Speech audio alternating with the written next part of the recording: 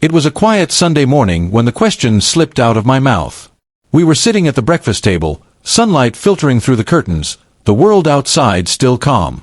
For years, it had been gnawing at me. Why did Hannah marry me? So I asked, half smiling, expecting some playful or sentimental answer. Why did you marry me, Hannah? She didn't even pause.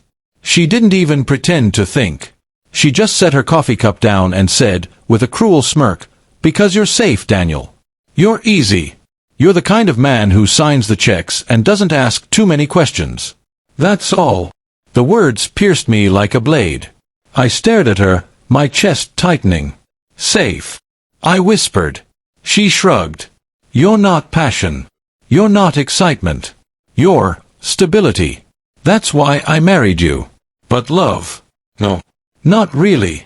Her honesty wasn't raw, it was venom.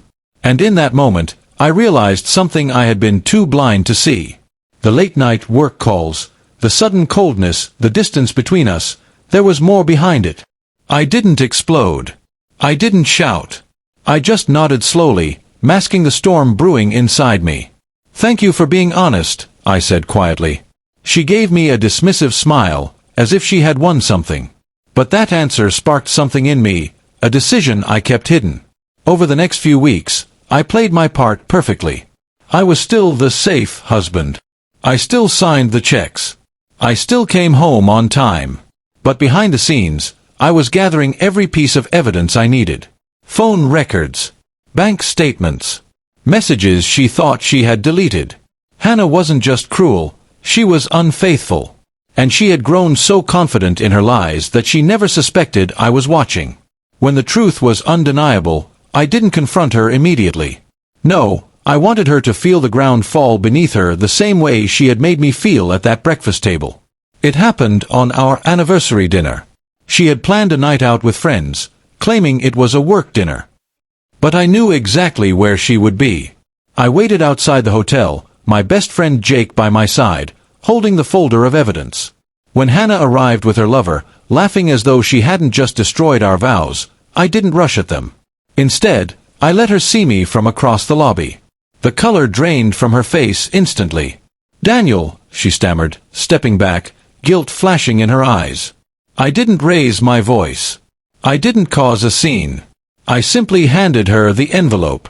Inside were photos, messages, and financial records that told the full story. "This," I said calmly, "is why you married me, right?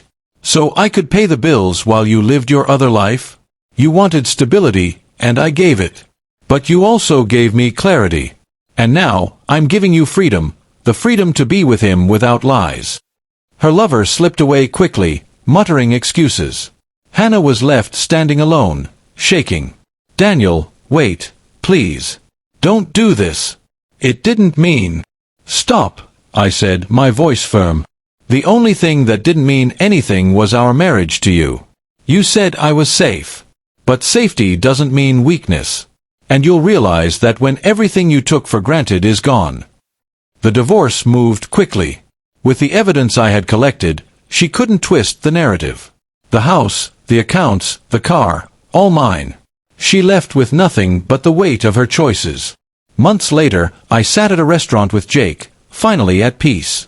The waiter poured us wine, and Jake raised his glass. "To the man who asked the hardest question," he said with a smile, and found the strength to answer it himself. I lifted my glass, thinking back to that morning at the breakfast table. I had asked my wife why she married me. Her cruel answer could have broken me.